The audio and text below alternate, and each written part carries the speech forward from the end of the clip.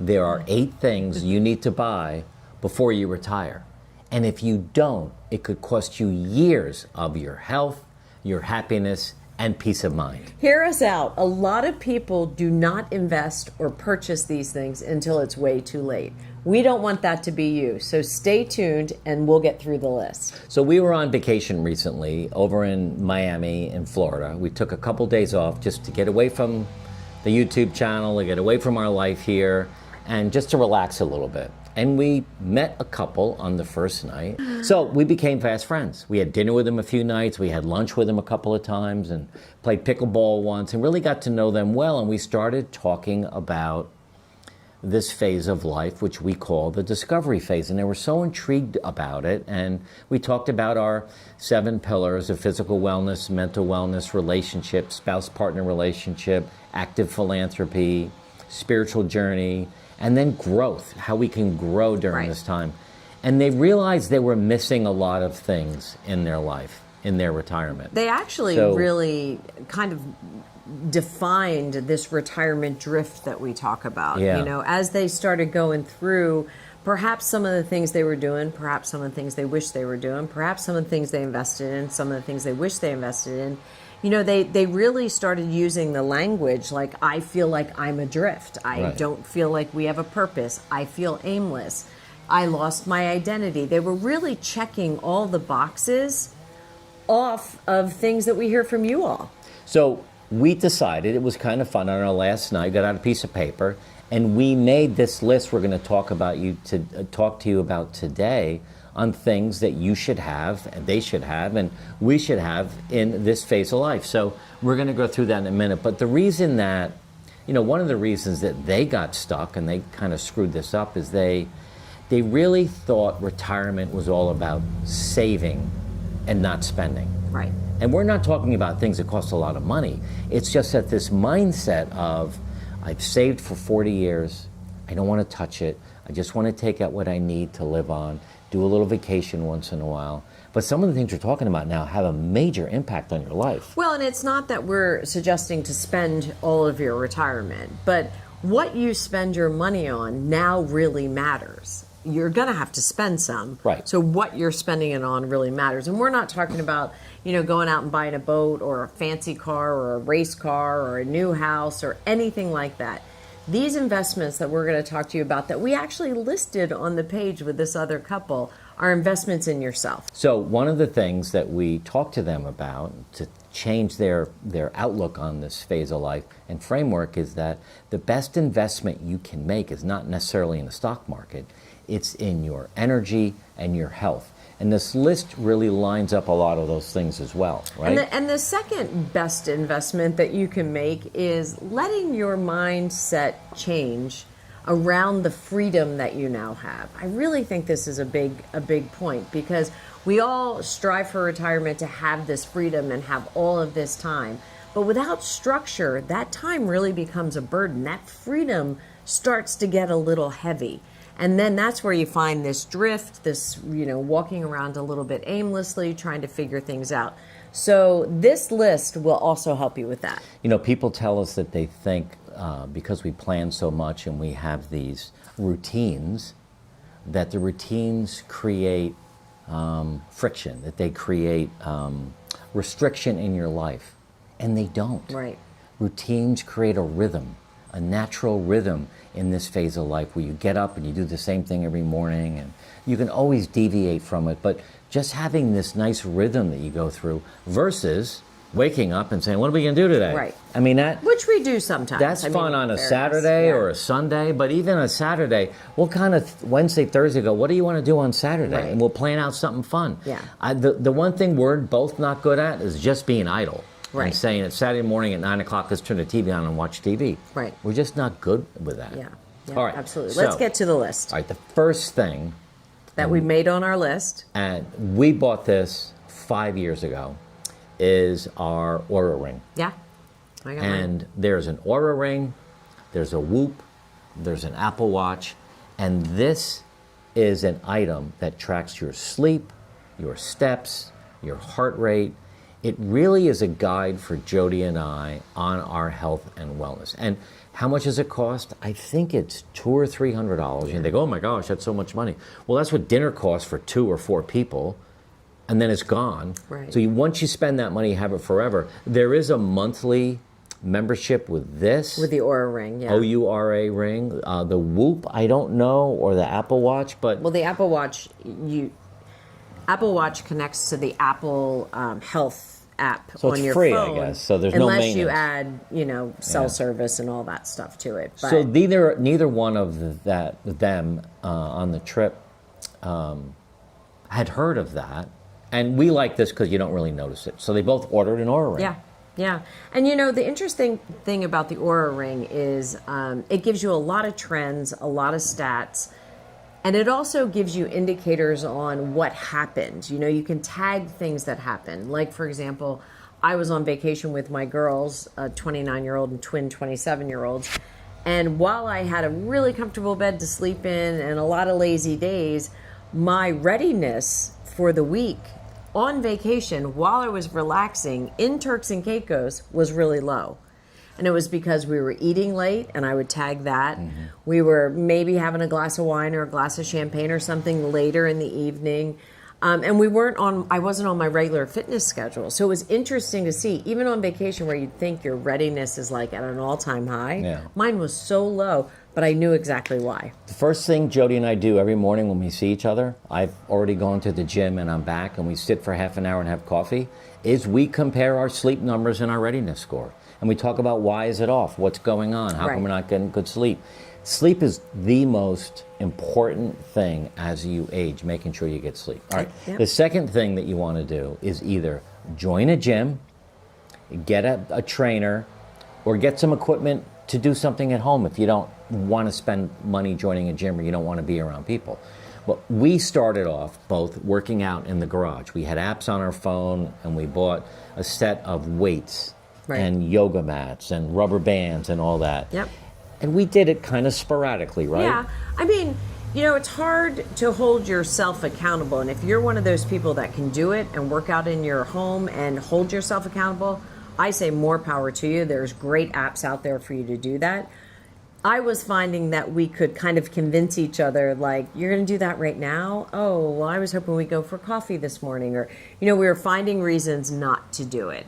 When you engage in a gym and you're paying something, or you engage with a trainer and you're paying for that, and you start to see results in your strength, in your fitness, in your physique, the motivation is like 10 times, I think. And you meet people. Yeah. You have an instant community. Now, we don't know your personal financial situation. Could be fixed income, and you just, in your head, say, I don't have the money to go to the gym. If you talk to your financial planner and say, if we pulled out $200 or $300 more a month to join the YMCA or the YWCA to go to their gym, how does that change our 20-year outlook on our finances? I'm pretty sure that your finance guy will say, or a woman, will say, you know what? You're going to be fine. It's one of the best investments you can make. All right, the third thing that you need to buy, or you should buy before you retire, or as soon as you retire, is a pair of noise-canceling headphones. You might wonder, why is that? I don't have those. Yes, you do. No, I don't. Well, because you lost a pair. You're going to get a new pair. I don't have a pair. So, well, you did. You had those black ones. The Beats, they weren't noise canceling. Oh, there you go. I don't even know anything about this. Help me. I just bought a pair of Apple AirPods. Noise-canceling headphones. So when I walk Ruby, or I walk by myself in the morning, I listen to podcasts, I call my kids, I do whatever I do. But it allows me to, have my hands are free, the phone's in the pocket. It's this little thing of freedom, number one. Number two, it allows me to learn while I'm walking without having to read a book or whatever. I mean, I think it's amazing. And it really has helped our marriage, because when things aren't going well, and I'm really like, I just need some alone time, I put them in, and then I walk around. Have you noticed that, how happy I am sometimes? I'm like walking around whistling because I have noise-canceling headphones in. So, no, I haven't noticed that. And I said that because I saw... B, I have forbidden the girls in Manhattan, Austin, and That's Philadelphia. I've forbidden them to get the noise canceling because I'm afraid they're going to step out into traffic or they're not going to be aware of their surroundings. And so I guess this is a good discovery phase purchase, but I'm not sure if I'm down with it on a regular basis. Well, it's good for There you have quieting it. my mind. I use it when I meditate. I use it on my walks. And it is a splurge item. It's $150 or $200, but it really... Could I use it to sleep to cancel out your snoring? No, I have the thing. What is it? What is that? The CPAP. CPAP machine. We got that. Yeah. That was covered by sure insurance. Okay. Here's another thing you really want to invest in. And this couple that we met, they didn't have these. Get a good pair of walking shoes. Yeah. You don't need sneakers or, back in the day, PF Flyers. Remember PF Flyers? I don't. You don't. PF I Flyers. don't. Well, those of you that remember PF Flyers, then you're my age probably. But getting a good pair of walking shoes. We used to be big fans of Hoka's. Mm-hmm. And now, what's our favorite shoe? On Cloud. On Cloud. Yeah, I love the On Clouds. Look up On Cloud. If you go to their website and you look up walking shoes, they have them for men and women, or for the gym, they're most amazing sneakers that we've ever had. Yeah, great for me. And ladies, if you were in high heels your whole career and you happen to have bunions, On Cloud seem to really, really fit and conform. No stress on your bunion. Okay, another investment, a planner of some sort. We've been using for 5 years something called the Panda Planner, Panda. You can look at Amazon, you can go to their website. It's actually a really cool planner. You handwrite in it. It's got some journaling in the morning of each day, which is helpful. 3 things you're grateful for, 3 things you're excited about for the day, 1 self-affirmation, 5 most important things to do. I hate to say this, but I will anyway. We're thinking of creating a planner for Right. Retirement Transformed. I think it's a good idea. Along the lines of Panda, and just make it custom for people in this phase. But Yeah. being able to, you enjoy it, right? The writing part? I do. I enjoy it. You're better at it than I am in terms of a dedicated, every morning you have your planner out. Right. I do the best I can to get through my scripture and, my text messages to the girls and my Wordle with my friend Cindy Smith. Yeah, I do. I think it's a good idea. And for this couple that we met in Miami, it was a great idea for them. They didn't even calendar share, and one would say, "Oh, I'm going to visit the kids and babysit the grandkids," and the other one didn't even know. So it helped a lot with communication, Yeah. I think. Here's another thing to invest in. And this is my favorite because it's a little bit selfish. I love to cook. So we have invested in new cooking pots and pans. Cooking gear. I still had a pot my mother used. It was Teflon. It was flaking off. And we looked at some of our stuff when we retired and said, this is no good. This is unhealthy. It's dangerous. So we spent a lot of time. We buy from a company called Made In, Madein. We buy from... Smithy? Oh, my Smithy cast iron skillet. Yeah? You're not the big cook person. Like, did you buy any cooking tools for yourself? Oh, yeah. Muffins to make my new treat. Yes. Tell them about my new treat. I make for Mark a 0 sugar dark chocolate bottom with peanut butter combined with protein powder and a little bit of maple syrup in the middle, and then dark chocolate on top. So I make him homemade Reese's cups. Jody the baker. Well, you don't even bake them. What do you mean you don't bake them? You don't bake them. Oh, you freeze them. You freeze them. Yeah, anyway. So buying some new cooking gear is kind of fun. If you Yeah. like to cook, that's awesome. Yeah. Hey, in the notes below is a free download called the 1-Year Retirement Checklist. Download that and take a look at, what's the matter? Nothing. All right, take a look at the checklist. I think you really enjoy it. The next thing is, and we just completed one of these, invest in a class, a course, or a subscription of some kind. Mark and I just completed an 11-week course that went over through the holidays, started in September, went all the way through the holidays and into January. A real foundational course on transitions. And it was a good size investment, but we went through it together. We talked about it together. We worked on the homework together.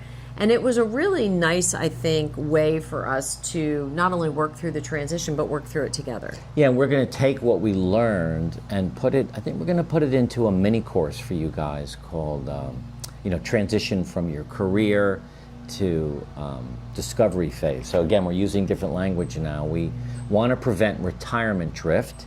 So we're going to create a little mini course from your career into discovery phase. We think that's going to be pretty good to do. Yeah, absolutely. So learning is really an important thing to do. Another thing to do is set aside some money for travel. I mean, if you don't like to travel, okay, but getting away from your house, getting away from your community, taking a break. Sometimes, even in retirement, you need a vacation. Right.